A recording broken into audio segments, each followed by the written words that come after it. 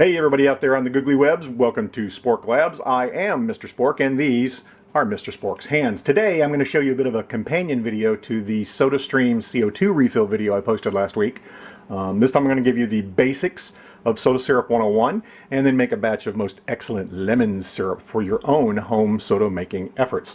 I've noticed that a lot of people have kind of jumped off the SodaStream bandwagon recently because they've started to scribble a bunch of math on the backs of envelopes, and they've figured out that, hey, this soda making stuff at home isn't quite as cheap as the company says it is.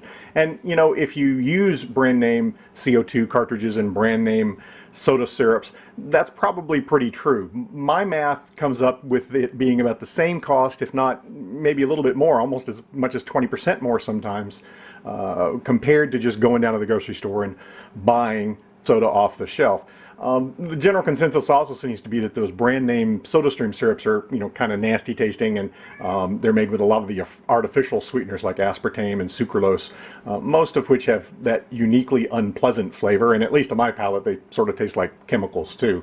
Of course, you can't buy syrups other places. You can go to the restaurant supply stores. You can even get brand names like Coke and Sprite, but they aren't particularly cheap either. So if you really want to save on soda, you got to make your own syrup, and that's what I'm going to show you today. You can use the spreadsheet I made to plug in your own numbers and see where you stand on your local prices, but of course that does change based on your neighborhood. So plug in your own numbers and have some fun with that. I'll be sure to link that file down below the video or on the Mr. Spork Hands pages somewhere sometime soon when I get that all figured out.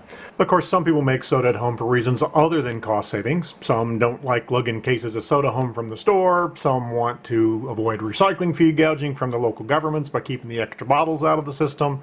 But for me, it's about quality control and the ability to use funky ingredients from my kitchen and my garden to make up flavors I couldn't otherwise buy. Things like rhubarb and strawberry and basil. Perhaps most importantly, I get to avoid things like high fructose corn syrup and pick the type and amount of sweetening I want when I do indulge in a flavored soda. Okay, so let's do our inventory for today's syrup making project. You're going to start with 300 milliliters of plain water and 300 milliliters of lemon juice. That's about 1 1/3 cups for you folks on the imperial system down in America. And with regard to the lemon juice, I've happened to squeeze this particular batch fresh myself because lemons were on sale this week. But you know, I've made this soda syrup plenty of times using just plain old bottled lemon juice, and it's not that bad in this case. All the sugar that's in this recipe kind of mutes the differences between fresh and bottled. I would never make hollandaise with bottled lemon juice, but in this case, don't sweat it. Go get yourself the cheap stuff if you don't want to mess with juicing all the lemons. You're also going to need, of course, a big heavy pan, and you want to make sure that the bottom on this is nice and heavy, because anytime you're cooking sugar, there's a tendency for scorching and burning. The heavy pan is going to give you a little bit of an insulation there. Also, I want you to find a nice heavy spatula, and the reason is this. When you're cooking sugar, which can be kind of dangerous, you notice if I'm using a short spoon, you notice how far my hand has to go into the pan, and that's just a recipe for disaster. Get yourself a nice stiff spatula so that you can keep your hand back from the fire a little bit better. The only other thing you're going to need for this, a little bit of ginger, and I'm going to show you a trick with peeling the ginger in a spoon here in a second. And of course, the sugar. Now, you can use all kinds of sweeteners. In this case, I use sugar because I want the most number of people to be able to make this recipe, and sugar is what everybody has. That's just about 2 cups of sugar, 460 grams or so. Can you use honey? Absolutely you can use honey. Can you use stevia? Certainly. Can you use agave syrup? Anything you want to use. But making a basic, simple sugar syrup is going to be one of the skills that you take on into the other flavors that you decide to make. So we're going to go with sugar today. That's it for the inventory. We'll be back with the cooking setup, and I'll show you how to make it.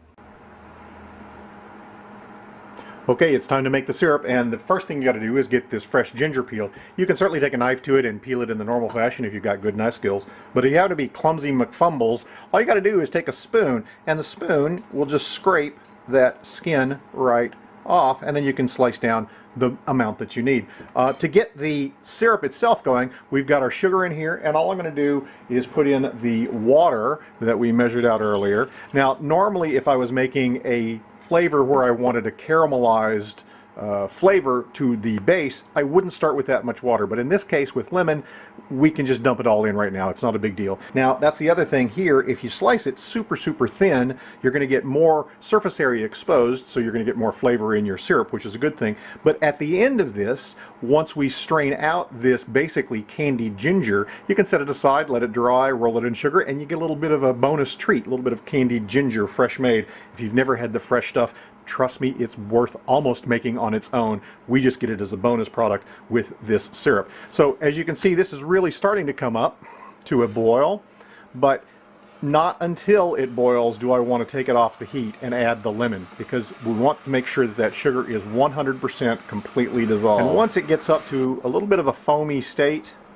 we're ready to pull it off the heat and add our lemon and our ginger. Please do take it off the heat, because adding any kind of liquid, especially a cold liquid, to boiling sugar and water is a recipe for explosive behavior if you aren't careful. So off of the heat it comes. You have to pardon my convection heater because it makes a god-awful noise. In goes this lemon syrup, nice and slow. Please do it slow so that it won't spatter back on you.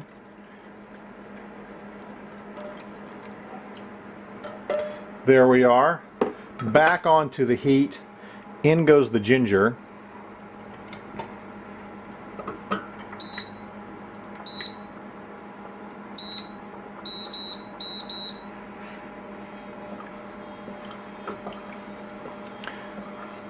That's all there is to it.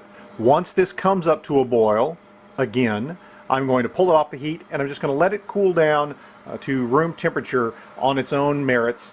The idea is that that amount of time that it takes to get to room temperature is just about the perfect amount of time that you want that ginger to steep in there. If you leave the ginger in longer, you're going to get more of a ginger flavor, obviously.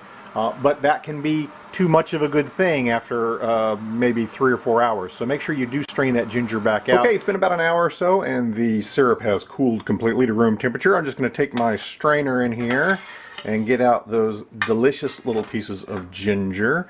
And you can see that they've been soaking in this sugar syrup, so basically they're candied ginger at this point. I'm going to set them aside for a treat later. Super simple stuff. Some people like to take this fresh candied ginger and roll it in sugar. That's usually how you see it sold in stores. That's fine if you want to. I think it's perfectly fine to munch on just as it is, but it will dry out a little bit if you don't either cover it or coat it in the sugar. So do something with that as your syrup making bonus. Get that over out of the way. And then you're going to want to take a bottle, any kind of bottle that has a screwed lid on top. Seems to work really well. And you can buy these things, these pumps at restaurant supply stores. They're about $3 or $4. And I thought they were going to be more fun than they were. They're a little bit of a pain in the butt to use, to be honest with you. I actually go and grab a bag of these speed pours. You can get these for, I don't know, $2 for a bag of 10 at any grocery store on the planet. Those do really well for sealing this thing up and allowing you to make the syrup, the sodas with your syrup afterwards. And this recipe should just about fill a 750 milliliter bottle. Now remember that homemade syrup isn't as concentrated as the store-bought syrup, the brand name syrup, if you will. So you're going to use a little bit more. In my case, I generally like about a 4-to-1 ratio. That's 1 part syrup and 4 parts of soda. Now, I've noticed something else that a lot of people do online in their videos. They try to make the syrup, or the sodas, I should say, in the bottles after they've carbonated the water. They try to, work the actual syrup into the carbonating container, and then they shake it up and try to get it to mix properly, and that's really not the way to do it. I think you're doing it wrong. What you want to do is use a glass. Put in some syrup, and normally I'd have some ice in there as well, and then pour in your seltzer to make your soda. That's how you make a soda. Don't try to get it into this bottle, because that's just a cleaning mess and a hassle, and you're going to spill it all over the sides and such. A little ice in here, and I will be perfectly happy with that as a lemon soda. Also, I don't know if you care to try to experiment around, but the ratio that I found for a lemon lime soda, again, is about 2 parts lemon to 1 part lime, and this recipe will work perfectly well for that. So something like 200 milliliters of lemon juice, and 100 milliliters of lime will get you something really, really close to the Sprites and the 7-Ups of the world. Of course, you're going to want to play with that, with the sugars and the sweetening, to get it to exactly what you're after. So there you go. That's Soda Syrup 101. Hope you enjoy it. Go make some soda already.